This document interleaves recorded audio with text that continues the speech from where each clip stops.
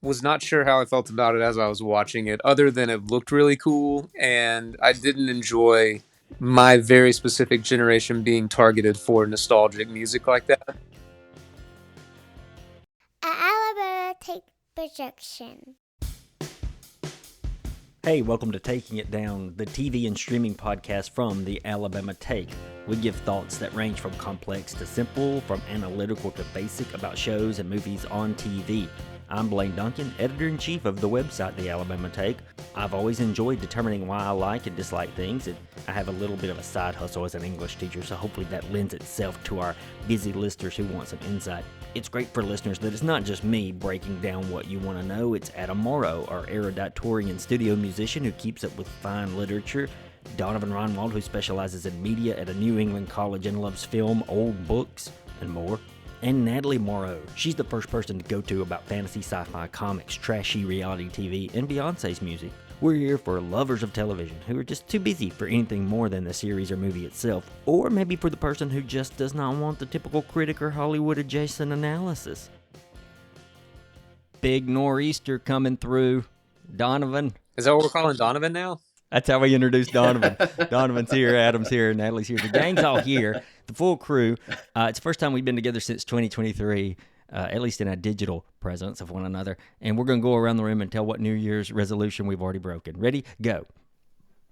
We still do those? Yeah. No, I didn't. Not this year. I'm abstaining. It's like that Seinfeld episode. Classic. Let's not bury the lead. Our big segment this week's the film Saltburn over on Amazon Prime. That's how we're getting around to it. You know, we do streaming movies and TV. It's on Amazon Prime, but it's been the talk of the town for a minute. Funnily enough, it's a movie that one Jacob Sanders DM'd me about over Christmas break, and he was just eager to rant about it. And I knew nothing about this film going into it other than the two leads and a little bit of a headline about a particular thing, but I figured. It really honestly was a pretty big spoiler looking back, but because it mapped out something. If you want to wait and watch Saltburn, then come back to this segment by all means. If you are here for Fargo, skip ahead to the time-stamped part for that latest episode on Fargo. We're talking Saltburn. Here's just a little bit if you want it, but go in blind if you can. The movie stars, it's not Barry Keoghan. It's not Keegan. I'm mispronouncing his last name. It's Barry Kagan. I honestly Maybe? thought it was Barry Keoghan. It's maybe something like that. Barry Kagan. Anyway, you know him. He's from Dunkirk. He's from, the Banshees. Thank you, Banshees. the Banshees movie we loved. He stars as this guy Oliver. He's a new student at Oxford in 2006, give or take, and he's just quickly smitten by Jacob Elordi's Felix. Now, Jacob Elordi's from Euphoria primarily, but he also played Elvis recently in the movie Priscilla. Anyway, this guy Felix is a much more wealthy and charming collegiate guy. Don't go into it without knowing more. With knowing more. Written and directed by Emerald Fennell, who also wrote and directed Promising Young Woman. Anybody see that one? Haven't seen it. Me either. Kind of. That was a COVID year movie. That's why I think none of us got around to that. Yeah. Yep. Well, let's draw the line. Ready? Go. Oh, is it tub time yet? I was about to say, draw the line in the tub. Well, you could draw the line in the dirt. No. Dig a hole in the not. dirt. If these are the only two things people can talk about in this movie, then is it a good movie? Because I think it is a good movie, but None of two those are on my scenes, notes. Good. Neither of those are Because in that's my notes. all anybody Swear- talks about. They're just on my mind. Just Adam had joked about them already before recording. Just It's why. infuriating. I'm going to go ahead and light this conversation on fire and say this. I love this fucking movie.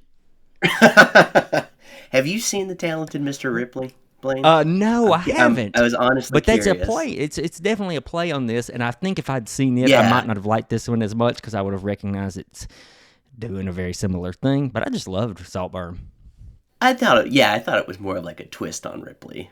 I've read the book and I've seen who's in that one, the Matt Damon one. Mhm.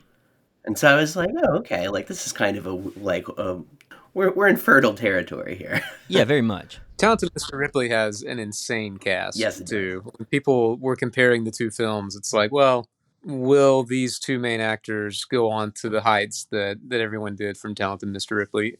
Maybe, but because they're both very good. But that was a pretty insane collection of people. That was a lightning in a bottle kind of moment because it like got a Right. ton of people like right as they were about to Right, become on the way up. superstars. Yeah. Here we are again, though, with Natalie hating it, me loving it. Let's Hold go. on.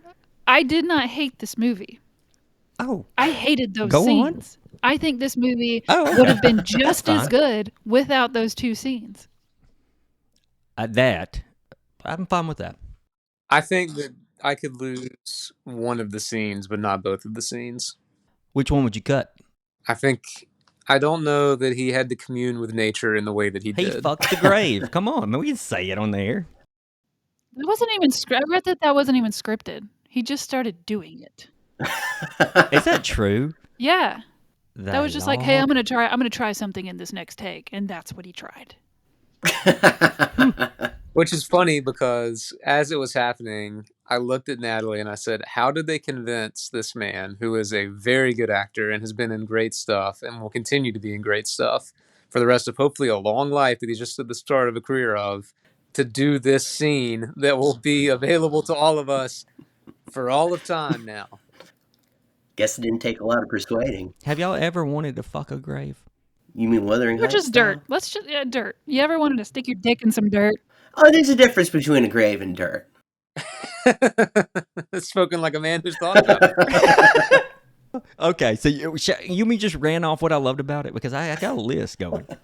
I really love this movie. I don't know. I do, because I think that I was not sure how I felt about it as I was watching it, other than it looked really cool, and I didn't enjoy my very specific generation being targeted for nostalgic music like that. that was like when the Arcade Fire hits. It's like Yeah, in the same way that I don't like it when the Eagles congratulate Julio Jones as the old man of the team when he makes a good catch. Right. Go ahead, Blaine. Tough one. Yeah. MGMT. Oh yeah, that was in there too. Huge. Mr. Brightside. A Yep. little bit. Yeah, that's you guys. No, I loved it. So let me just quit saying that.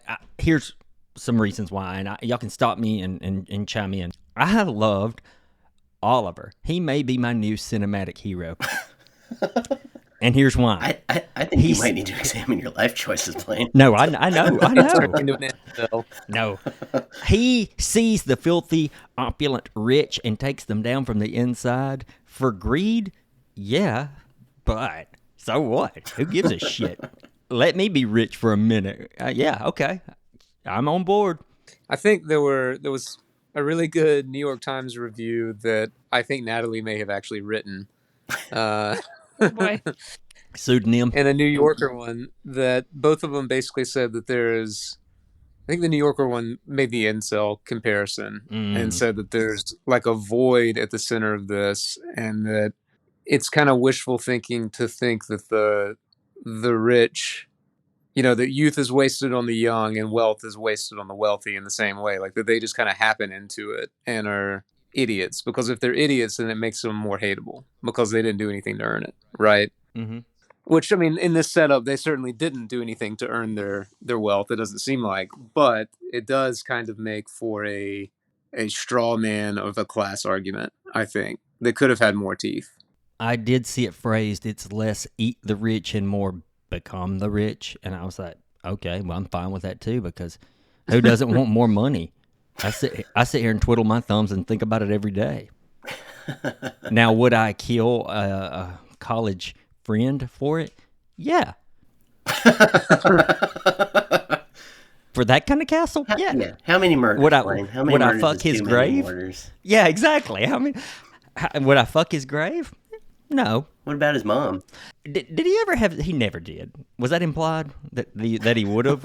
Yeah, I think it would. I don't know. I don't know either. Do you think this movie is going to imply anything? No, it's not, They're not right? holding back on anything. Right. That's the one thing I would have cut. Speaking of cut, I would have probably cut the grave scene. I think I would have cut that, but I would have cut the ending where he's dancing around, because that's implied too. But it's also, it does a little bit of a recap where it shows you, hey, he really meant to do all these things. I was would have like, cut that.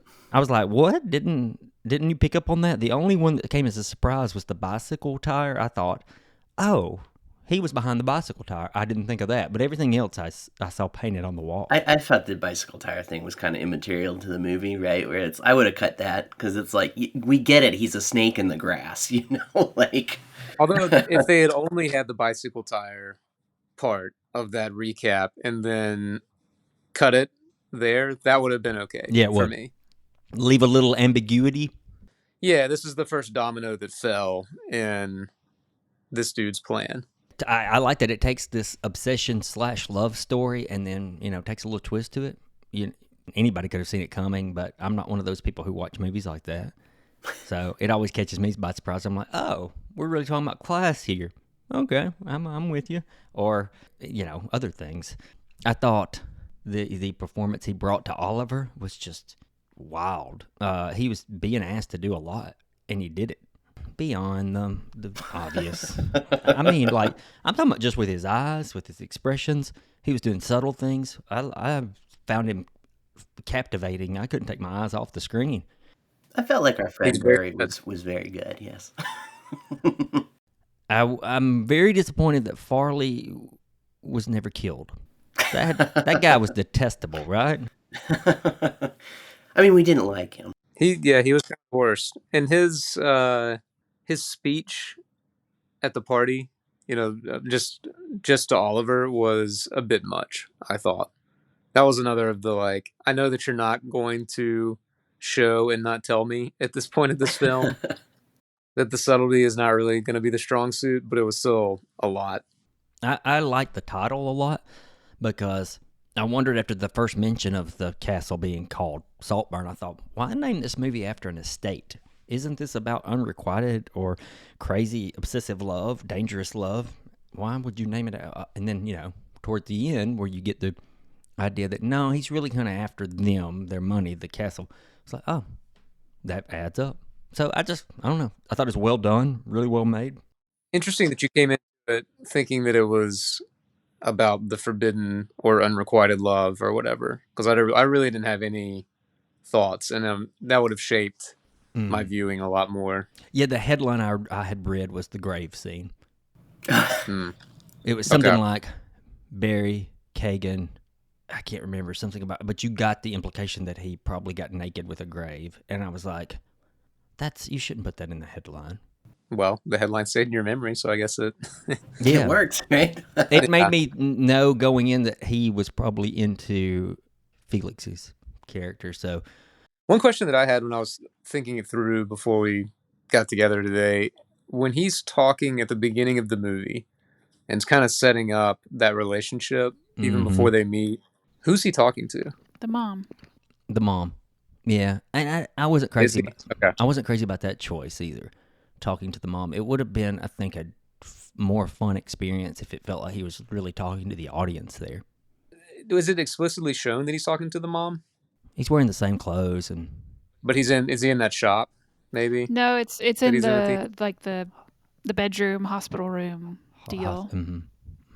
Oh, okay. Right before him. Natalie, did you pick up on that when we watched it? Once it showed her in the room, I was like, oh, that's where he's been. Because I kind of thought like he was like being interrogated the whole time. Right. That's what I thought. Until that scene. It's like, oh, he's just doing the thing that all bad guys do and monologuing at the end toward the person he's about to murder. Right. I kept waiting for the other shoe to drop on him getting caught for something. Ripping the breathing tube out. That's intense. I felt that one. I do feel like the police are not very good at their jobs around the Saltburn estate. That one, yeah, when he rips the breath, how do you fake that? How do you... There's so many in this movie world that they have created at that point, ways to dispose of the mom. Why do the one... How are you going to put the breathing tube back? I guess he could. I don't know. I don't know either. It's a movie. Yeah, and it's in the mansion genre of like maybe weird things just happen and the gothic. Yeah, and they come to investigate the first murder, Felix's murder. It's kind of like, well, this I thought that was one of the interesting parts, was the way that the family related, especially the dad, to the police. Yeah. Of like, yes, y'all are in charge technically, but you're also on my property. And like this estate and what it represents is older than your institution, possibly. So I'm letting you on to our land, but you also come and go at my discretion. So like you could see how they blurred edges there to make that maybe possible, but as the body count was racked up, it just got less and less believable. I mean, if you've got a woman in a house plugged up to that much medical equipment, alarm bells are going to go off when something's not working. And somebody's going to come into the room because it is their full-time job to stay there and monitor her. Yeah, you would. Or just you would wait think. it out, you know? No, he didn't have the patience. He waited until the dad died of seemingly natural causes, right? Yeah, he did. That seemed to be almost like a 15-year jump they wanted to imply. I forget where I read that. Donovan, what Adam had said about Sir James's encounter with the police reminds me a lot of what we had talked about with Fargo. Yeah, actually, right? yeah. You got it was kind of doing similar. You don't come into stuff, my. Right? You're invited in, not because you're the police, but because we own this place. You're just here because we are allowing you to be here. Right, you're here on sufferance. I did think that this is not deep, but that what's her name? Rosalind or Rosamund? Rosalind Pike. Rosamund Pike and Richard Grant were having an excellent time playing the parents. They seemed like they were oblivious. They were rich people enjoying themselves 100% of this movie, and I did like that. The aloof father, in some of the reviews, it said that they were, kind of hapless and hopelessly unself-aware and all these things. But the way that specifically the father was written to kind of snap to attention when things really needed doing kind of implied more to his character than the rest of them. Mm-hmm. Like he's kind of the one who's like ushering people in and out of the estate to keep things in balance. He was a better and smarter person than the folks around him. Which is why Oliver had to wait for him to die. Right. He was the foe, or the roadblock at least. So you guys are confused. Oliver is the foe. Well, he's the foil to his evil plans. Yeah. Does it strain credulity for them not to know where Liverpool is? I thought that was funny. That made me laugh. It was funny.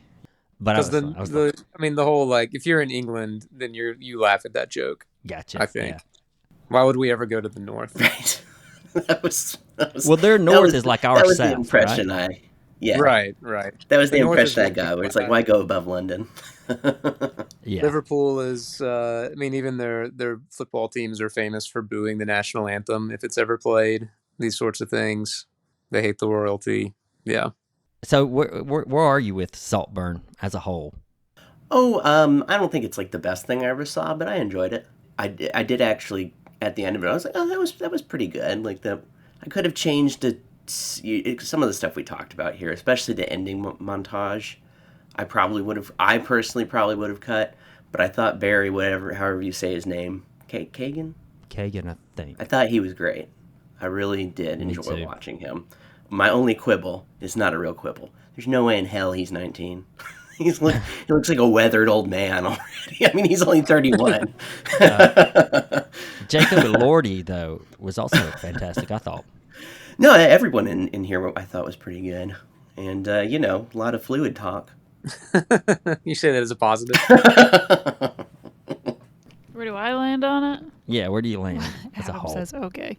I don't know. I think the more I think about it and the more I talk about it, the more I don't like it. I thought after watching it minus 2 scenes, I said it was a good movie minus those 2 scenes. It's a little bit annoying to me, and maybe I'm just an old prudish millennial. I don't know.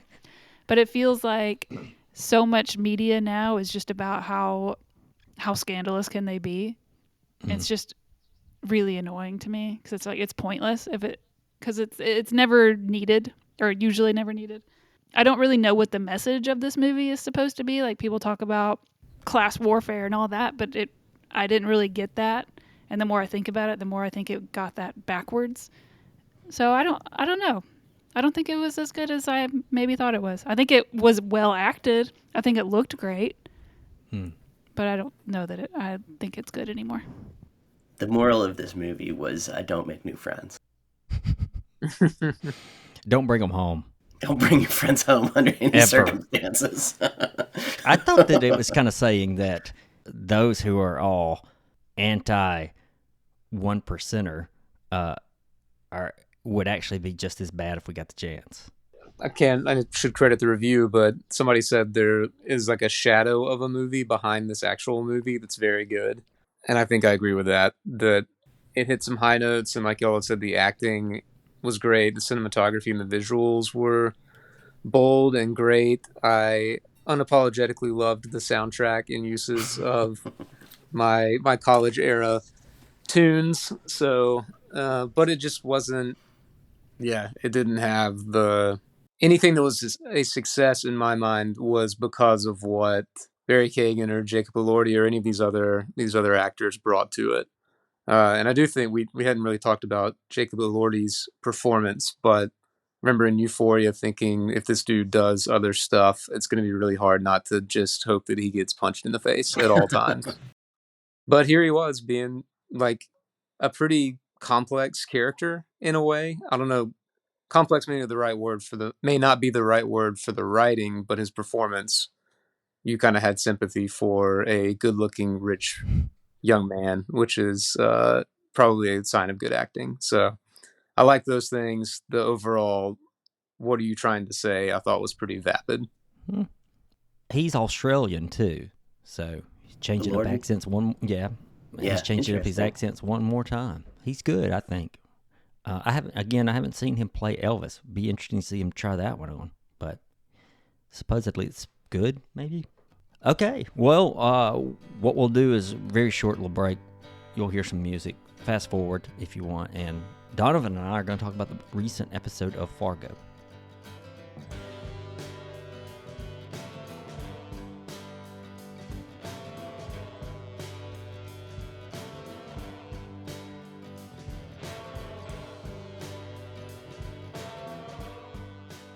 Yeah, we're here for this part to break down our ideas on the most recent couple of episodes of Fargo. Really gonna stick to the most recent one titled Blanket.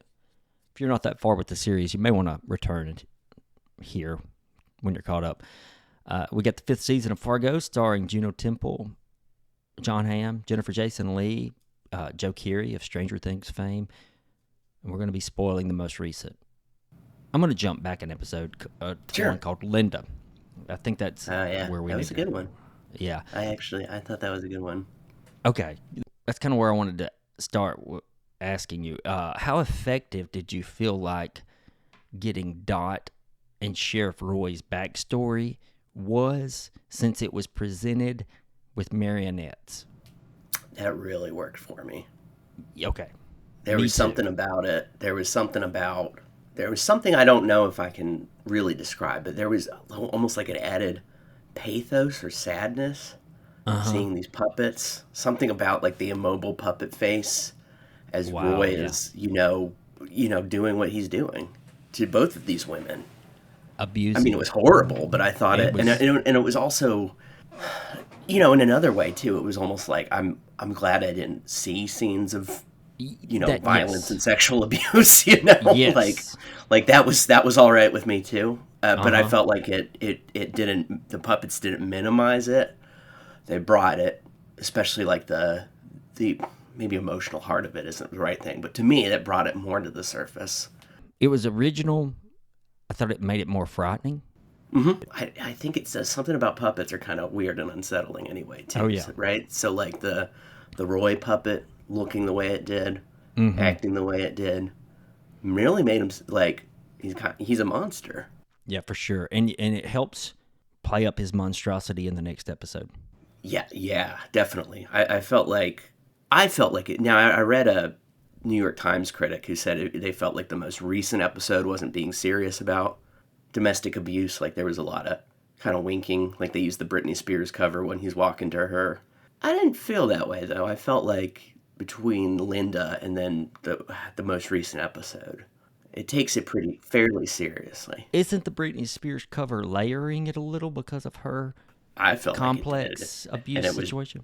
And it was just like, I just thought the camera sticking on John Hamm's face the way it did is he's like angry, like he doesn't have any noble or good emotion. He's just mad and he's going to hurt someone because he's mad. Yeah. Back to the marionettes briefly. At first, I thought it was too much of a strain to try to get Dot to recount her life with Roy in that manner with the marionettes. But it did end up working for me a lot, so whatever it took to get there was fine in the long run. Having it played out with creepy dolls made it frightening for me. Yeah. And I'm curious if they did that because they weren't sure we would buy John Hamm at that level of frightening. Maybe. He is a good actor, right? I mean, I do think that I think he could do it. I'm glad they didn't make him. Right, that might be know. it. Does he work as a villain outside of a comedy, a la, Kimmy Schmidt, if you've seen him in that? Which does is a not- very similar character. I was going to say actually. not completely different. Just played for like, comedy. Yeah, he works for me as a villain. Have you ever seen, it's a different kind of villain, but like, have you ever seen Baby Driver? No. First, I would give that one a thumbs up. Very enjoyable, but sort of spoilery. But like, there's different antagonists, and he's one of them in the film. And he's kind of scary. Yeah. He can be kind of scary. He can be. He's so charismatic that has to be a part of the villainy, I think. I think so. Yeah. I mean, I'm not going to say that like Don Draper's a villain, right? But like he's electric, and sometimes he's intense, and he can be scary, right? Like he plays those scenes where, like you can see why for like for Peggy sometimes like maybe it's scary to speak up because like he is intense but I think that the charisma and the intensity are part of the performance, the portrayal there. Yeah. I have no problem buying John Hamm as a villain here, especially an elected villain, right? Because he does have that kind of like, right. He's kind of folksy, he can kind of put it on. He can kind of, he can talk to people and obviously manipulate them, but he'll still shoot you dead. Yeah. And Juno Temple holds her own with him, obviously. More She's so. She's so maybe. Good, isn't she? Yeah. I was honestly surprised because I was like, I've only seen her in Ted Lasso. Yeah, same. And that's just a very different role. So I was like, right. I'm not in the first episode with the accent and everything. It's like, oh, all right, but man, I feel like I'm sold on her. Mm-hmm. So the most recent episode, we got a lot more of the lawyer, the family lawyer, Danish. What do you make of Dave Foley and his family lawyer here? Where's his moral compass, do you think? I don't know if he has. He's honestly, like he is kind of like the what was his, oh shoot, I can't think of it, Henry Pym character, right, in House of Usher, because he kind of seems like ultimately loyal without like a huge reason behind it. Maybe he just likes money, but like he's he's good though, especially like, and I did like the scene where he comes in like he thinks he's got Roy over the barrel, and you can just see how mad like John Hamm is furious. Yeah. He's like, if you're so smart, how come you're so dead? Yeah, poor Danish shot in the gut, horrible way of dying. He probably should have worried when John Hamm took out that pistol, or Sheriff Roy, I should say, took out that pistol. He might should have reconsidered things. You know who else I'm really loving here is the state trooper. He's yes, and he was in New Girl. I've completely. I could have told you his name 15 minutes ago. That's okay. His name escapes me as well. Yeah, he's back in a more pronounced role in this recent episode. There was a, I don't know what it was, but like I loved when he's talking to Gator, and he has this moment of line delivery when he's like, "They're almost here. You think they aren't, but consequences are coming." And it was just like the way he said it, and like the way that he portrayed like personal courage and bravery, like trying to get through to Mrs. Lyon no matter what, to Dot, no matter what. He's very watchable in this episode as well because of with that line, but he just does. He played it well. You feel like he cares. Yeah, very, very good. So there's this actress. She plays one of the local police, and she was on the show her name is Rika Morjani. Yeah. Yeah, she plays the Minnesota State deputy with the familial problems. They're getting good performance out of her. She is, I think it's possible that she has an Indian accent. Usually, at least she did in Never Have I Ever on Netflix. Now she might have been putting that on there too. She might have a very neutral accent for all I know. But what she's doing here is totally different nonetheless. And it's as good as what Juno Temple's doing with her voice. Yeah. You would never know liked she her. wasn't in the Midwest, I don't think. I especially liked her because she's kind of one of, I feel like, the audience point of view characters, if that makes sense, where like she's kind of trying to figure out what's going on, and I like that, what they're doing with her with that, and I liked her and her interactions with the elder Mrs. Lyon. Yeah. And I'm kind of pulling for her. I'm like, take the job. Just take the cushy job, you know? I love, this is not with those two episodes, but I did really enjoy Mrs. Lyon and Sheriff Tillman facing off, because like somebody pointed at, some review I read was like, you know, she might actually be inclined to sympathize with his political viewpoint, right? Which is where what we she's thought like, was going to happen. yeah, which is where, you know, she's like, you know, oh, you know, the whatever, what did she say, like the victimhood is ruining this country and things like that. But like she just like she's a powerful woman, and Roy and she also kind of hates Roy's guts, and I loved that. There's the bit where she's like talking about, you know, kind of his libertarian beliefs, where she's like, you know, so you want all that power and no responsibility. Do you know who has that? And Roy just goes, the president. And she goes, a baby. A But baby. man, Yeah. John Hamm was on it with that line delivery. It works so well too, because the whole baby thing is that's a womanhood. Yeah. You know what I mean? That Yeah. ties into the womanhood, and then the impactful twist of this entire season is it's not some caper like we're used with Fargo, where some people can't pull off a heist and get shot and there's murders, but it turns out to be the power of women and domestic violence and abuse, not being able to hold them down. I did not see any of that coming. No, Nor same. did I see us siding with Mrs. Lyon and her. What does she do? She buys up Debt collecting. Debt yeah, collecting, I was gonna say, it's her Still a her nasty- method of making wealth is odious, yeah, to say the least. Still not a fan of necessarily how she's earned her millions, I guess you could say. But she still is at least morally correct here. Like when she finds out Dot was not just some tramp in her view, but an abused woman, she changes her mind. I like to. This is kind of another relationship. I felt like the relationships of the characters have been really pretty good, except for is it Liam? Whatever the Minnesota cop's husband is. He's terrible. Why did she take up What with is him? his name? Yeah, he's on screen so something like little, but he's there to But, set up his wife is just having to deal with so much damn shit.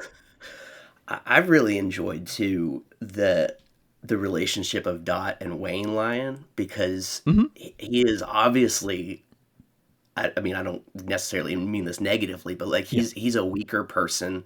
He's a weaker he is. personality. He's not as strong-willed. But he's a very sweet and kind. He's probably not as loving. yeah, and like she truly seems to love him. Sure. And value him and respect him. And I thought that was kind of a cool move, because like she is the stronger person there. And she could, I mean, sometimes when you are in a relationship and one person is stronger and one person is weaker, in some ways, you know, it can be easy to be contemptuous of them. And they're not doing, I just thought that was so good. Now Also, she I like admires that in Wayne's- him, that he's kind. he's gentle. Yes, Yeah. that's it. I also like that Wayne's dad apparently always has like a gimlet. Just wherever it's like He's in the just hospital nodding. room with Well, it. it's just another example of this this series or this season's about the women. It's that's where the power is, and it's a Yeah, 'cause good. I night. mean, him, his dad. They're completely ineffectual. They would never be able to take on Roy, you know, or survive. No. Frankly, what Nope. Dot has survived. So, two quick things to wrap. Ole Munk, or whatever his name is, he's in the back seat of Gator's car. I live here Yes, now. Yes, he kills the I'm wayward looking- son. I'm looking forward to how that's all gonna Yeah, me- come together too. for With sure. the Gator and Munch confrontation. Because you got to admit, there's some part of you who likes Gator because he's just been raised wrong. I He's do kind been- of actually. He's a victim too. That is actually kind of the way I feel about Gator. Yeah. Where like, I mean, he's a prick. Oh, And, he's a piece of shit. They do such a good job of just with the vaping and everything. Yeah, It's yeah, perfect. yeah. But yeah, like they're between the puppet story and what we've seen is like he's so obviously desperate for his father's approval Mm-hmm. and wants to and will mold himself into the kind of man that he thinks his father will respect, which Mm-hmm. is not a good person. Yeah. Don't think he's going to get a chance to turn it around though. We'll see what happens. I'm honestly curious. I don't know. I'm very curious. Yeah. And I will say another thing too. I thought the bit with his like because he knows his mom is dead, right? So like Dot's. Yes. I'm assuming he knows his mother's dead. Yes. So when Dot tells him she's seen him, that really messes with him. yeah, And that's I why thought, it messes with him so much. I thought he did a good job there. Yeah, he did. And that goes to my second point, which is this episode definitely confirmed Dot's visit to the Lindas, the camp of Lindas, was dreamed or delusion or just not real. She hadn't been getting a lot of sleep, I think. That was it. Yeah. Yeah, but yeah, it's a something. That episode was from waffle to waffle. Those moments were not real. Exactly, and it honestly, I mean, it was kind of like cruel in a way, but that actually really worked for me. And like right now, Yeah. where we leave Dot as she's like, oh no, like she realizes it, right? Like she's remembers as Danish's body is being stowed. Like this is probably the lowest she's ever been, and I like Juno Temple's performance because I just want each week I'm just like, how is she going to get out of this now? Yeah, same here. And 2 more episodes left of Fargo. We'll probably talk about them. Yeah, this one's been appointment viewing. We usually Yeah. watch it Wednesday nights because it's on Tuesday. You know, Beth's like, "What do you want to watch?" I'm like, "We got Fargo." Oh, Yeah. all right, yeah, let's watch it. How's Beth liking it? She's liking it a lot. Yeah.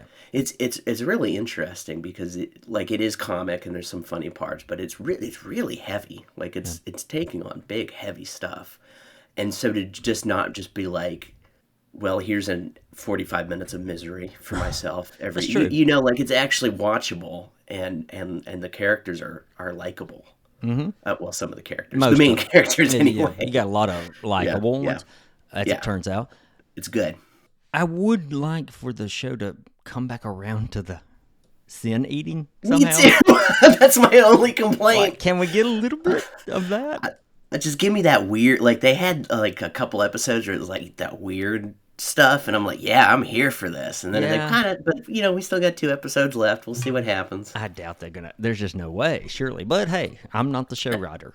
I just loved that they did that so much. Yeah, it me was so too. out of left field. I loved it. Yeah, gripping stuff. All right, that's the end of our podcast episode. Not really sure what's in store of us. If you're a listener, let us know what you think, where you stand, why you listen. Find us and all of the Alabama Take on social media. Give us a shout, and we'll be talking to you later. See everybody.